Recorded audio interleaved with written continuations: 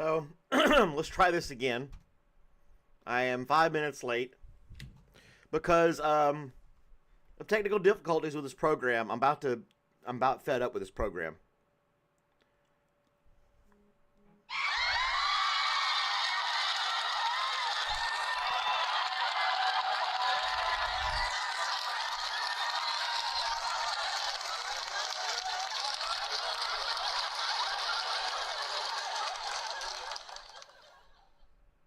I'm just waiting for people to show up.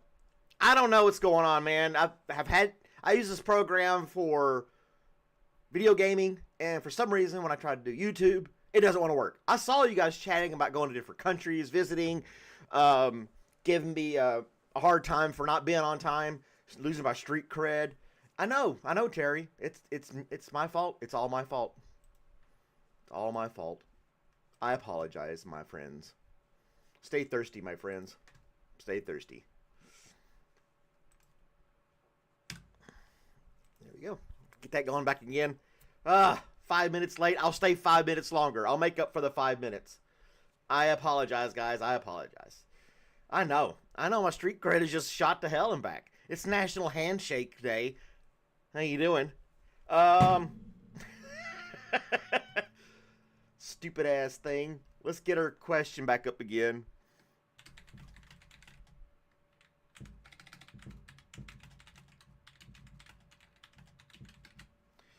All right. And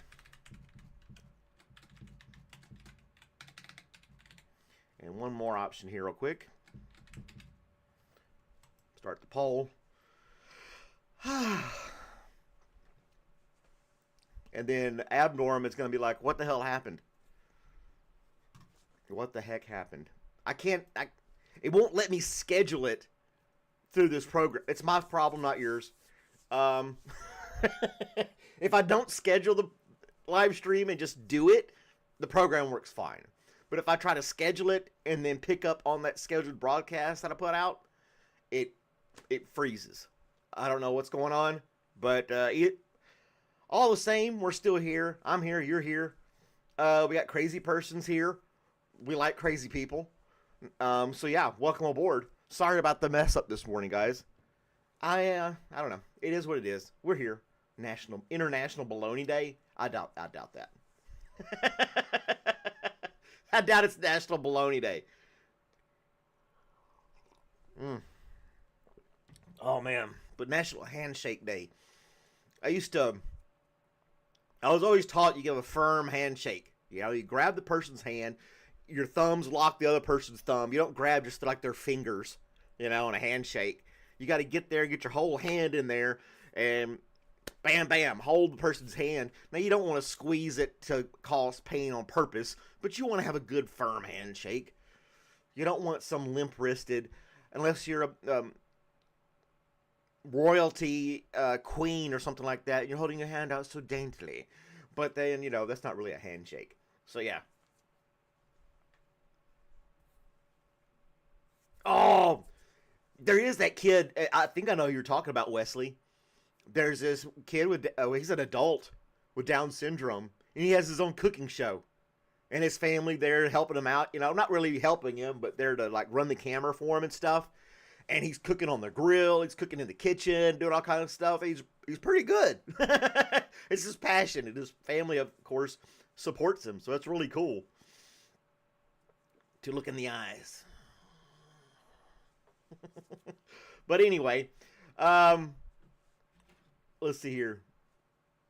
I can't either Adam or Drew. And then there's this one show that has these three guys that have Down syndrome, and they're cooking stuff, and very interesting to watch.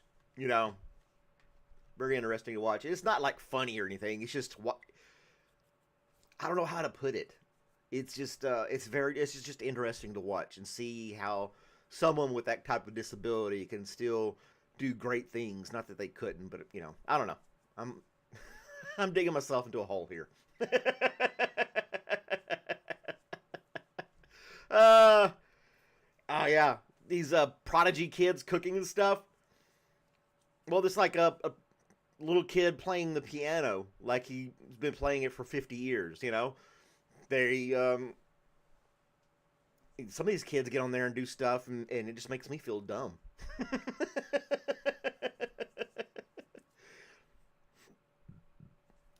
Oh no. Terry's got dental issues this morning. So, Random, can you give us a forecast for today? Obviously, one downside to one of our viewers getting a new job is he might not be on the live streams much anymore, which is fine. Ramesh, our dear friend in India, landed a job. He's been job hunting for a long time, so if he's watching this later, shout out to you, Random. We love you. I mean, not Random. We love Random, too. Ramesh, we love you, and don't worry about it. We're thinking about you. We're happy for you, Ramesh. You got the job, and that's what's important. So, yeah.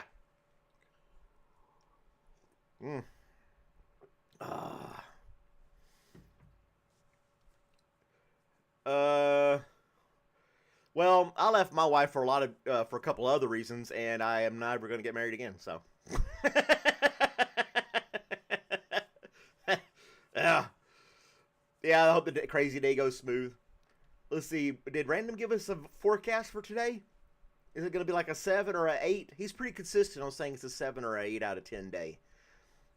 I think Ramesh, again, he's in the future, and he's having a 10 out of 10. He might be having a 9 out of 10 if he's having some stress. But anyway, yesterday we had an interesting story about a little girl she was 4 years old at a daycare and saw that the teacher had a seizure, went and got help and saved the woman's life, basically. You know, a bunch of little kids, she took action. That was awesome. Well, here's another story that came out. This 12-year-old boy saves a family from a blaze and secures future job by impressing the fire chief. So there's the kid right there. He was upstairs. There's a split-level house. And I think he was downstairs in the basement as the story goes. But he heard a strange noise. He went up. His brother and sister were asleep on the couch. There's smoke everywhere. He's 12 years old. He grabbed his little brother and sister, one under each arm, and ran them out of the house. And then went back into the house to get his grandmother as the fire was going. And was able to get his grandmother out as the fire department was pulling up. These are great stories. I love this type of stuff. These kids going above and beyond and saving lives and all this. This is great inspirational stuff. And I don't think there's enough of it in the news, in my opinion. This stuff should be highlighted a lot more. And not just locally. This was in Virginia. I'm sure the Virginia news is covering it. But why can't the national news cover it? Or things like that. He started the fire. He did not. I doubt seriously that he started the fire, He was probably down in the basement or downstairs room playing video games or something like that, But he had enough in him to go up there, and his younger siblings, and it says in the story that he put one under each arm and just ran out of the house with him. Got him in safe and then went back in. He went back in. So that's just a nice inspirational story. Stories like this, if you're new to the channel, can be seen on the Good News Network website. So if you like see that kind of stuff, you can. So that is just really awesome to me. Really, really awesome to me.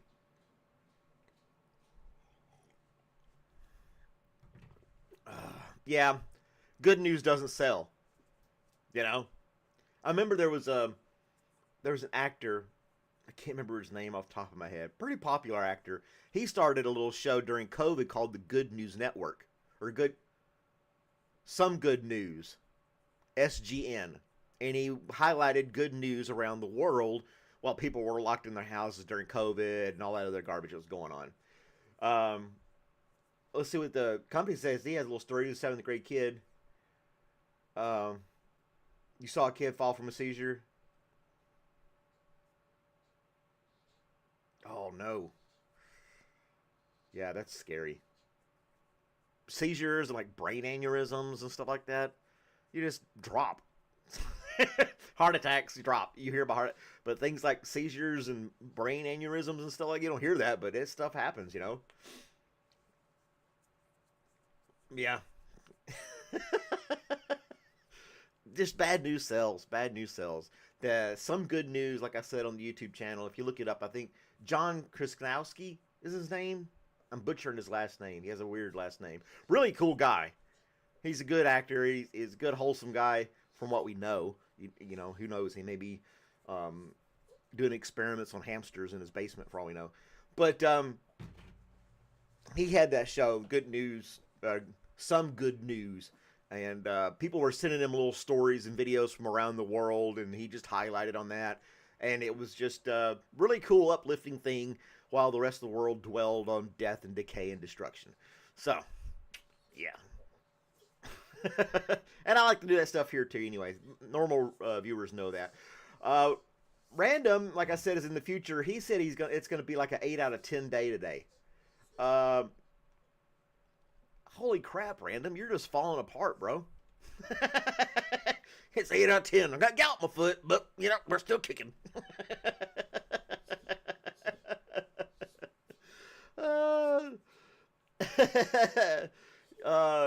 Oh, great. Tests. I never like Terry's he's a truck driver. He's got hazmat renewal tests on the 7th of July. Testers, yeah, always freak me out. I always freaked out and stressed over tests. Even if it was like a PT test in the Army, doing push-ups, sit-ups, or a written test, I'd always stress. My stress level would go through the roof. Even though I passed them, it still stressed me out. I hated it. Your body hates you? Well, you need to do something to let your body love you. Random. You should go go see a chiropractor or a masseuse or something like that, and or go to a spa. Treat yourself, my friend. 2025. You can do that type of thing. Yeah, koala's not good for your health.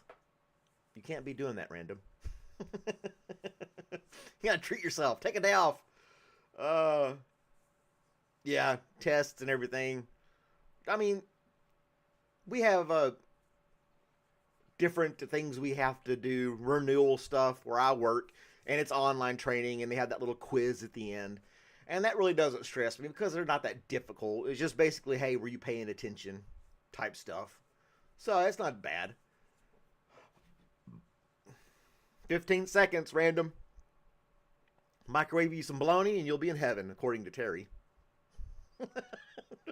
I just don't know if I can do microwave. That just, I know this has been like an ongoing gag, but that would be just so messy. You would have to clean your microwave out, and the smell would last for a long time, I would imagine. I don't know.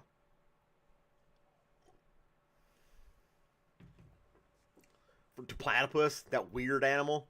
Yeah.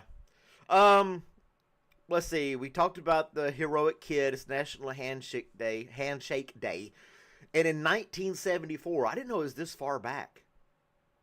The first item to ever be to have a barcode and have it scanned and purchased in a store was a pack of Wrigley's Juicy Fruit chewing gum in 1974. I thought it was like in the 80s or something like that. 74? Scanning barcodes. And of all places, Troy, Ohio. Not like Chicago or New York or Los Angeles, a big city thing like, no, Troy, Ohio had the first barcode scan. And Juicy Fruit, the gum with the shortest amount of flavor. As soon as you pop it in your mouth and you start chewing it 3 or 4 times, the flavor's gone. Juicy Fruit gum is great gum for the first 10 seconds. And then it's just like, oh, done with that. 1974. 666 is on every barcode? I don't think so. No. I'm going to have to argue with that one. Good grief, company. You need to move. Where are you located, company? What state are you in? You don't have to give me your street address. Like, I'm in Georgia. Where is Terry today? What state is Terry in? I'm thinking Minnesota. I don't know why. That's just the state that popped in my head. Maybe Terry's in Minnesota. You're in Texas, down there with Wesley? All right, Wesley's in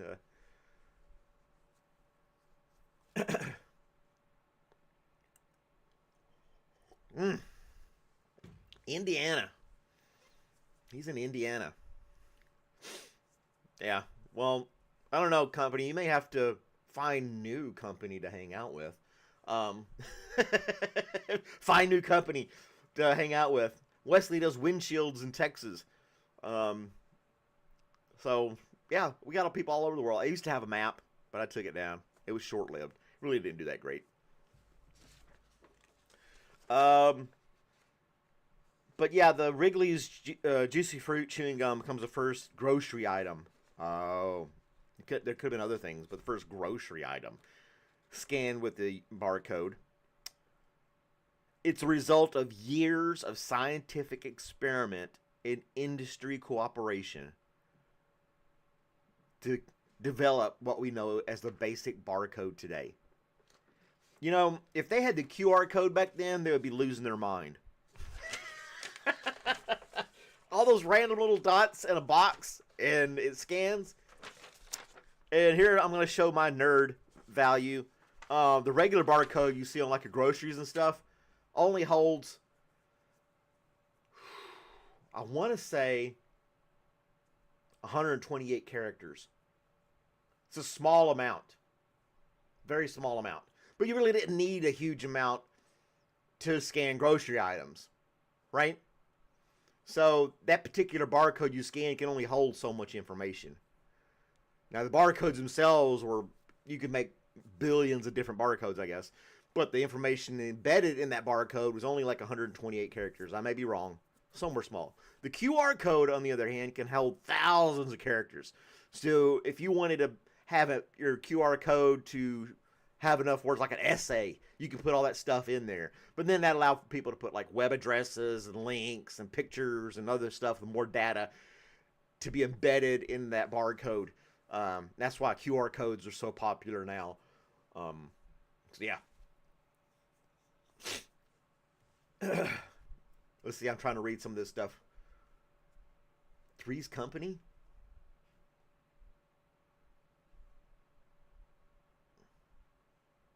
It's right in your face. The 666. Oh gosh, we got a conspiracy theory. All right, Abnorm, you need to get into the Discord. Send me a link. I'll check into it. I'll humor you with your embedded 666 in the barcode.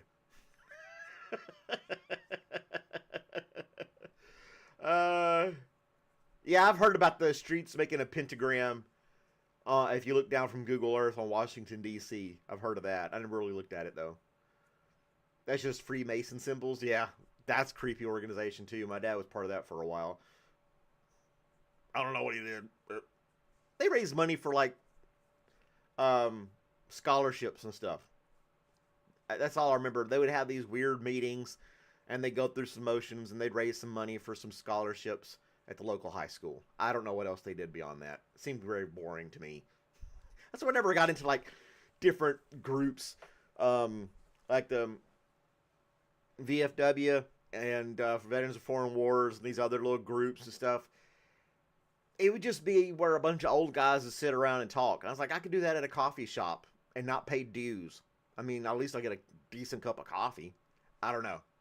That's in a time, those, the Moose Lodge or some other stuff like that.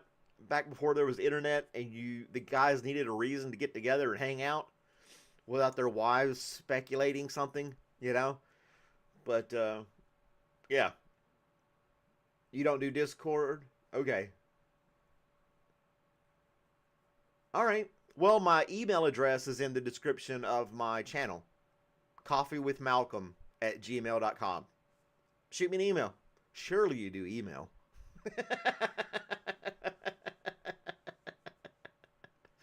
Oh, man. What did he say? Don't get caught up in conspiracy theories you see on the internet. Yeah. But, so I like conspiracy theories for the fun aspect of it. To look at the stuff, what people believe in, and then you're going, people believe in that? I mean, you can make a conspiracy theory and make something believable out of nothing. I don't know.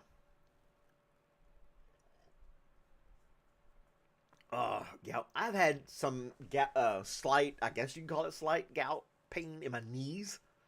If I drank a, yeah, that was just, I would have those pains. My knees would, you could literally feel the heat rising off of my knees, and I could feel the pressure and the heat coming off of me. It was wild. I couldn't imagine having gout at my feet.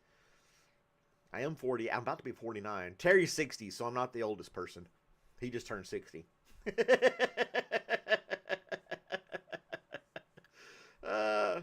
Yeah.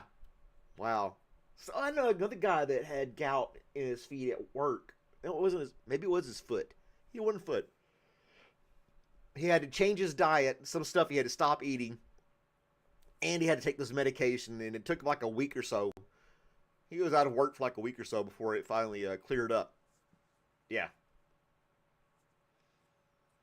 It is a Bible conspiracy theory. It could be to non-believers. Yeah. I believe it is, Terry. I believe it is. I don't. Yeah. I get you, Abnorm. There's I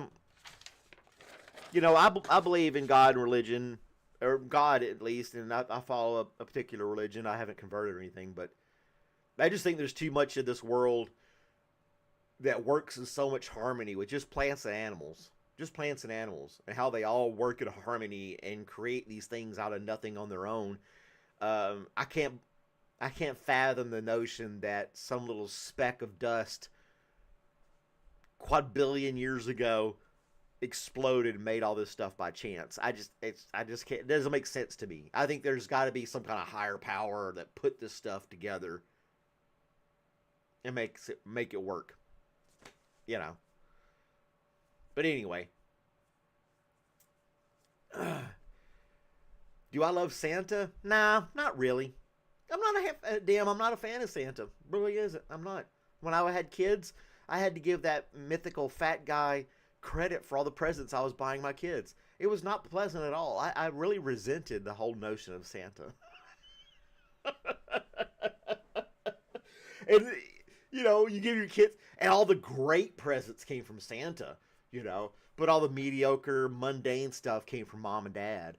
And I was like, no. I went to work maybe two, sometimes three jobs to pay for that, and I'm going to give some cartoon character on the North Pole credit for it?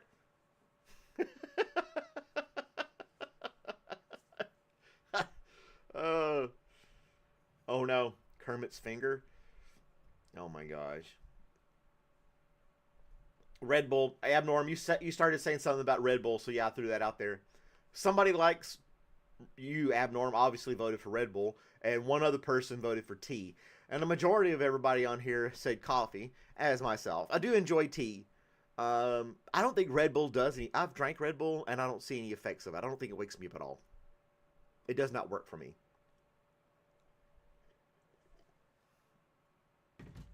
Yeah. Coffee is 80%, Red Bull is 10%, tea is 10%.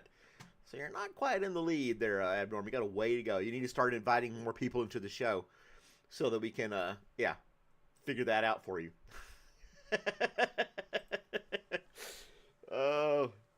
You are Santa? No, you shaved your beard, Terry. You're not Santa anymore. You gotta let that sucker grow out. Oh yeah, I did a WTF news on Santa Claus. Yep. You gotta go back to my WTF news reels, and you'll find the one where I go on about Santa Claus.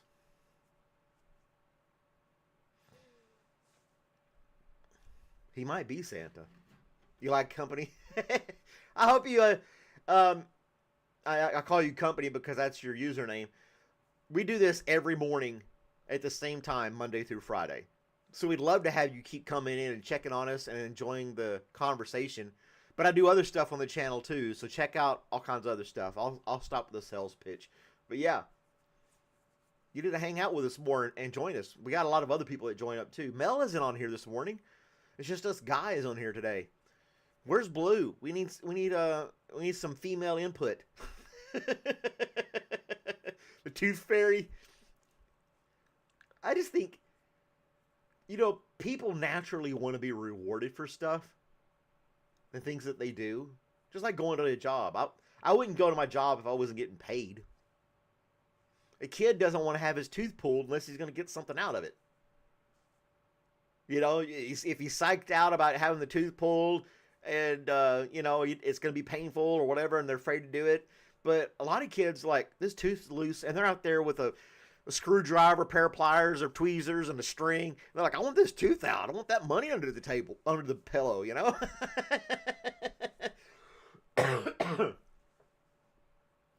Don't call Terry a fairy. Well, he does wear tight breeches. So, yeah.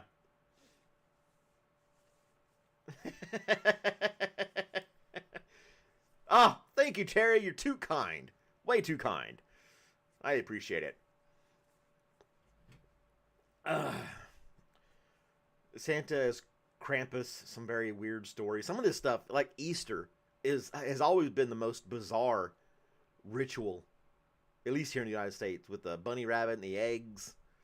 And even when I was like going to church every week, really into going to church, and it always upset me that here I am participating, doing all this stuff in the church, and then people would just show up only on Christmas and Easter. And it got to the point where, like, those are the days I'm skipping. I'm not going to church Christmas and Easter because it's overcrowded. A bunch of people, show up just for those 2 days, or those 2 Sundays, and I would take those Sundays off. That's how I got. I was bitter. I was very bitter. A lot of holidays are weird. Yeah. I mean, 4th of July here in the United States is not, I wouldn't consider that to be a weird holiday. Thanksgiving's kind of weird.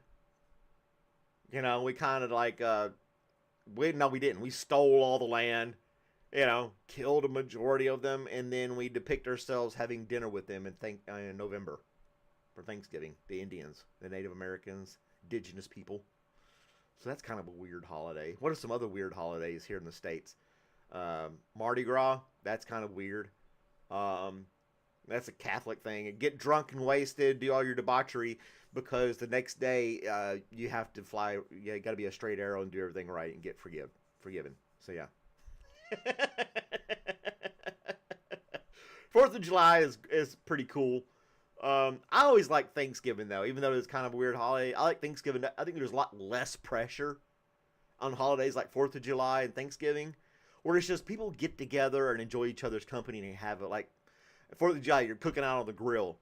Stereotypically, you're out there cooking on the grill and you're shooting some fireworks, doing some stuff together, right? Thanksgiving, family comes from all around. You get together around a table. You have dinner. Kids are out there playing in a pile of leaves. That type of stuff. That to me are great, or awesome holidays to me. And of course, Memorial Day and Veterans Day, things like that here in the United States, obviously. But yeah, those are the things that I enjoy. They are all the money. Yeah, some of those holidays are all about just spending, especially Christmas. People just get drunk on the holidays. I like how here in the States we celebrate Cinco de Mayo, a holiday that's not even for our country in any way, shape, form, or fashion. And we use it as an excuse to go out and get tacos and get drunk. So, or what is it? St. Patrick's Day, another holiday that has nothing to do with the United States, but people use it to get drunk.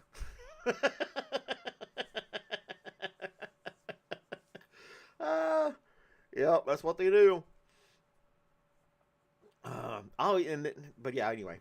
So, time's almost up, but you guys make sure when you give handshakes, give firm handshakes. You don't have to do the elbow bump anymore. Some people do the fist bump. I do that sometimes. If it's somebody I know, like, gosh, I'm drawing a blank on, isn't it? Green. His last name's Green. We call him Green. He's a truck driver. I'll give him a fist bump. I know the guy. We see each other all the time. I think handshakes are more formal, but make sure you give a good handshake. But anyway, it's time for me to rock and roll. I hope you guys have a great day. Thanks for liking, sharing, subscribing. Abnorm gave a super chat earlier. That was awesome. And thank you for that as well.